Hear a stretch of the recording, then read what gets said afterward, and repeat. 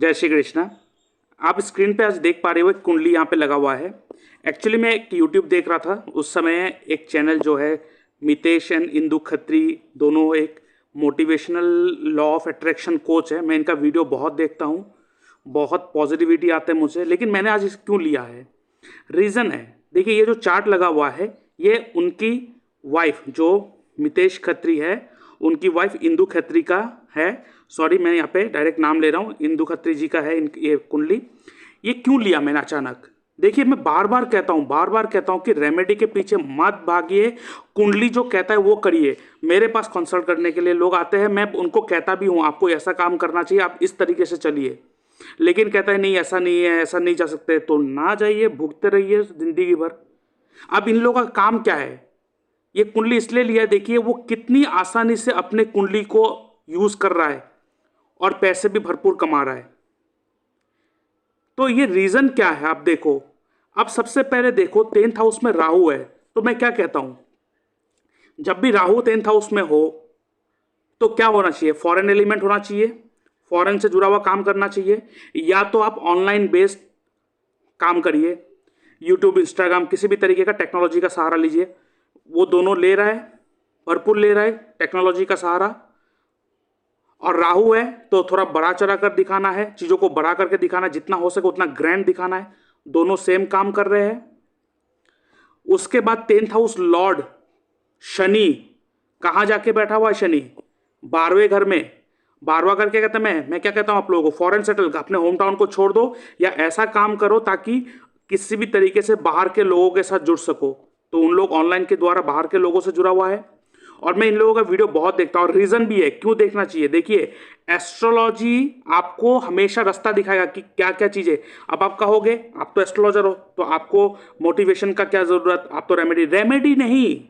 Astrology is the way of living life. आपको कुंडली बताएगा कि आपको जीना कैसे है और उसी को फॉलो करके अपने जिंदगी को जीना स्टार्ट कर दो। क्योंकि मेरा चंद्र केतु है तो मुझे मेरे सबकॉन्शियस माइंड को हमेशा पॉजिटिव रखने के लिए क्या मैं सोच रहा हूं, क्या मेरा इंटेंशन है, उसको हमेशा चेक करते रहना पड़ता है। तो जैसे एनवायरनमेंट में रहोगे वैसा ही बनोगे।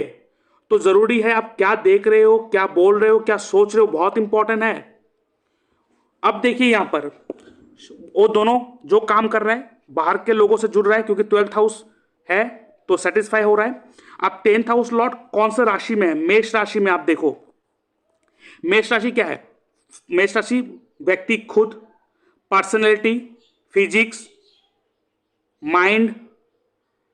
क्या वो लोगों के साइकोलॉजी के साथ खेल रहा है?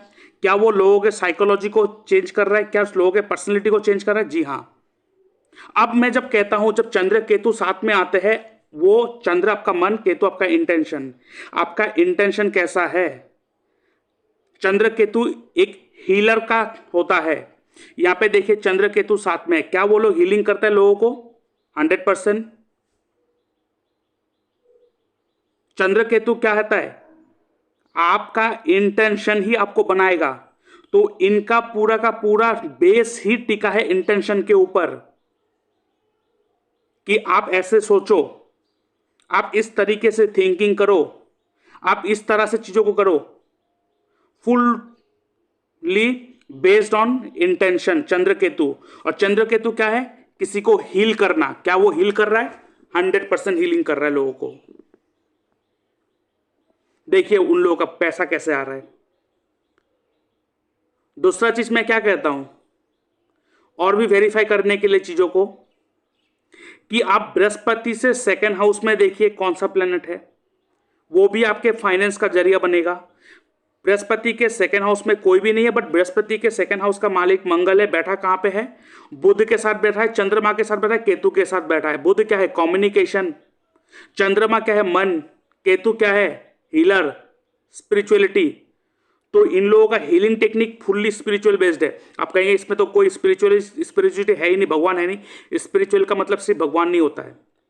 स्पिरिचुअलिटी का मतलब यहाँ पे ये आप जो बनी बनाई साइंस है, जो डॉक्टर्स करते हैं, उसको ना लेकर सिर्फ इंटेंशन, आपके सोच, आपके एनर्जी, आपके ऑरा को चेंज करके काम करने वाला ही केतु होता है। तो देखिए ये दो कैसे अपने चार्ट को फुल्ली अलाइन करके रखे हैं, फुल्ली अलाइन चार्ट है।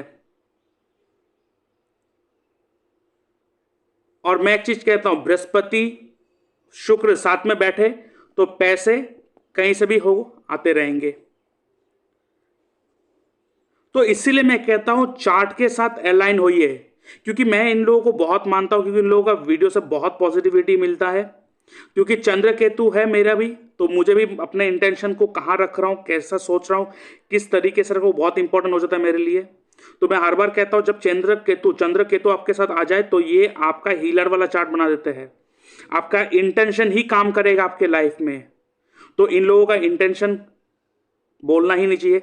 और एक चीज देखिए, जब आप इनको वीडियो देखोगे, जब मितेश जी है वो क्या कहते हैं कि जब फर्स्ट टाइम मैंने स्टार्ट करा था लॉ ऑफ अट्रैक्शन का, उस समय मुझे अच्छे जॉब नहीं मिल रहा था, लेकिन मेरे वाइफ मतलब इंदु जी ने ही उनको बोला था कि अगर तुम्हें पता है कि लॉ ऑफ अट्रैक्शन कर सकते हैं तो तुम अपने ऊपर क्यों यूज नहीं करते हो।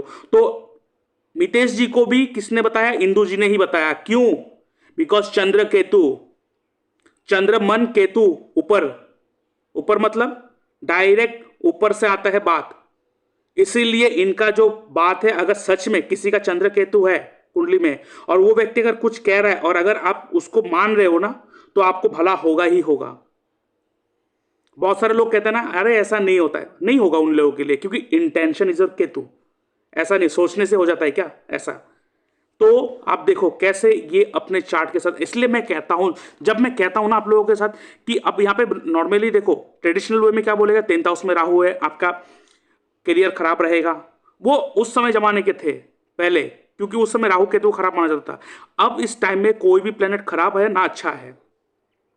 तो आप जो चाहते हो कि मुझे बड़ा बनना है, मुझे बड़ा बनना है, अब बड़ा वहीं बनोगे ना जहां पे आपको कुंडली आपको लेके जाना चाहता है। आप बड़ा तब बनोगे ना जब आपके हैबिट में बड़े बनने का है। ऐसे बड़ा बनना है पैसे कमाने से बोलने से नहीं होगा। क्या आप छोटे छोटे स्टेप्स जो है क्या वो ले रहे हो? क्या आप रोज उठकर उस तरीके से तैयार हो रहे हो जो पैसे वाले लोग तैयार होते हैं? नहीं। क्या आप उठकर वो चीज खाते हो जो ठीक है, कम खाएंगे लेकिन जेन्युइन खाएंगे, अच्छा चीज खाएंगे, कर रहे हो? नहीं। छोटे छोटे स्टेप आप ले रहे हो लाइफ में? नहीं। आप अच्छे तरह से परफ्यूम लगा रहे हो अपने आप को? नहीं। तो अगर आप वो छोटे छोटे क्वांटम स्टेप नहीं ले रहे, क्वांटम स्टेप मतलब अगर आपने क्वांटम साइंस कहीं पढ़े होंगे तो क्वांटम साइंस क्या कहते हैं, when the observation goes the pattern change. तो एस्ट्रोलॉजी भी तो यही कहते हैं ना, चंद्र केतु यही तो कहते हैं।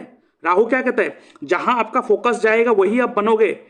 चंद्र केतु क्या कहते हैं, जहां आपका इंटेंशन जाएगा वही बनोगे। और अगर क्वांटम फिजिक्स अगर देखोगे, जब ऑब्जर्वेशन आता है, जो क्वांटम रे जो आते हैं उसका पैटर्न चेंज हो जाते हैं। कभी आप गूगल में यूट्यूब में सर्च करके देख लेना क्वांटम साइंस के ऊपर। तो वही छोटा छोटा स्टेप आज जो ले रहे हो वही आपका क्वांटम, वो छोटा छोटा जो क्वांटम स्टेप है, क्वांटम स्टेप मतलब वो छोटे छोटे जो स्टेप्स है वही आपके बाद में जाके बड़ा इवेंट को ये करेगा, बड़े इवेंट को पैदा करेगा। आपने कभी बटरफ्लाई इफेक्ट सुना है? बटरफ्लाई इफेक्ट कि एक छोटा सा बटरफ्लाई अपने पंख को लहराता है तो हवा एक आता है, तो वो एक हवा को एक बड़े हवा को ट्रिगर करता है, वो बड़ा हवा और बड़े हवा को ट्रिगर करता है, ये एक बड़ा सा इवेंट बन जाता है। तो आज से ही अपना बोलने का तरीका, सोचने का तरीका, खाने का तरीका, ड्रेस पहनने का तरीका, कपड़े पहनने का तरीका को चेंज करो। बड़ा बनना है बोलने से नहीं होगा, इंटेंशन को सही करना होगा। अब यहां पे आपको अगर मैं दिखाऊं, मेरे को कल एक क्लाइंट ने मैसेज करा, आप देख पा रहे हो, hi sir, got selected in state PCS as predicted by you. तो उन्होंने स्टेट पीसीएस का एग्जाम क्लियर कर लिया। सुनने में बहुत अच्छा लगा, बट क्या इसमें मेरा हाथ था इसको अचीव करने में? हाँ जरूर, क्योंकि मैंने उनको प्रेडिक्शन करके दिया और रेमेडी दिया, बट नहीं, मेरा कुछ हाथ नहीं है यहाँ पर, सब ऊपर वाले का खेल है। क्यों? कुंडली जो आपको मिला है, ये जो कुंडली आपको मिला है यही आप हो। आपको जहां लेना है आपको वहीं लेके जाएगा। जो चीज आपका नहीं है वो नहीं हो पाएगा। उनके कुंडली में था, उनको मिल गया, और आपको वही मिलेगा जो कुंडली में है। आप उससे बाहर नहीं जा सकते। आप कहोगे मुझे भी गवर्नमेंट जॉब चाहिए, कुछ रेमेडी दीजिए, नहीं होगा, रेमेडी से कुछ नहीं होता है। One of the greatest remedy is that to act according to the planet. आपने अगर मेरे और को पहले अगर वीडियो देखा होगा, बृहस्पति से शनि 7वें घर में, बृहस्पति से शनि पहले घर में, दूसरे घर में, मैंने ऑल 12वें घर में क्या होता है रिजल्ट। तो मैं कहा था कि बृहस्पति से शनि अगर 7वें घर में हो, जैसे कि आप देख पा रहे हो इंदु जी का चार्ट है, बृहस्पति से शनि 7वें घर में है, तो क्या कहते हैं, ऐसे व्यक्ति day to day purchase selling business का करेंगे तो उनको लॉस होगा, वो बिजनेस कभी नहीं कर पाएंगे। इनके लिए सर्विस ओरिएंटेड काम करना बहुत अच्छा है, बट लेटर फेज लाइफ में बहुत ज्यादा नेम एंड फेम इनको मिलता है। अब देखिए सर्विस ओरिएंटेड काम कर रहा है और नेम एंड फेम को तो बोलना ही नहीं चाहिए, उनको कोई नहीं, कौन नहीं जानता है। तो आप कहोगे यहाँ पे मंगल बुध है, दोनों दुश्मन है, खराब करेगा, 100% खराब करेगा। बट अगर खराब को लेके बैठना है तो बैठे रहो और कहो मेरा तो कुंडली ऐसा मिला है, ऐसा नहीं। बड़ा हर कोई बन सकता है। Every chart is a blessed chart. भगवान कभी किसी को दुख देने नहीं भेजता है।